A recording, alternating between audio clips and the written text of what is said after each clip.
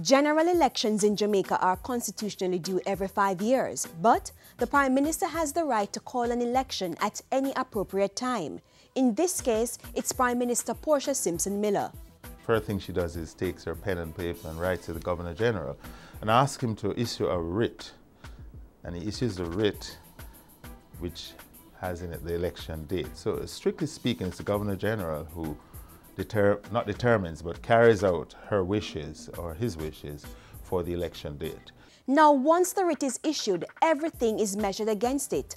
Parliament has to be dissolved, meaning the House of Representatives and the Senate will not meet under normal circumstances. They can't carry bills to Parliament, they can't get any laws passed or bylaws passed, there can be no debates. But government must continue and they carry out their functions until the swearing in of the new Prime Minister. That means until a new Prime Minister is sworn in, the ministers of government, for example security and finance, should continue to fully execute their duties.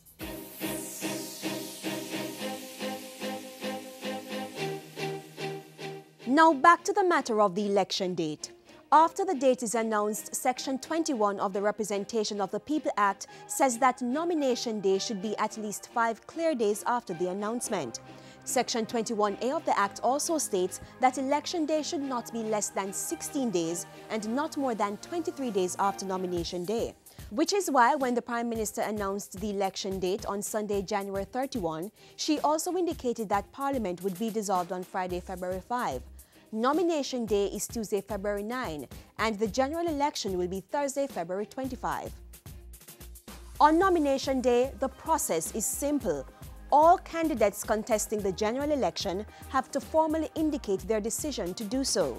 There are certain rules relating to the nomination day as to when you can start and when it must end. Those processes are to allow not just the main political parties but independent persons to be able to come forward and make themselves available. And they have rights similar to the main political parties for the nomination of candidates. Candidates, whether independent or supporters of established political parties, should fill out the nomination form. That form has to be signed by any 10 registered voters in the constituency. It should then be submitted to the returning officer at the nomination center between 10 a.m. and 2 p.m. on nomination day. A fee is also required. Then, on election day, winners are identified based on the first-past-the-post system under the Westminster system of governance. The candidate with the most electoral votes in a particular constituency will be named the Member of Parliament for that area and occupy a seat in the House of Representatives. There are 63 seats, representing 63 constituencies, in the House of Representatives or the lower house.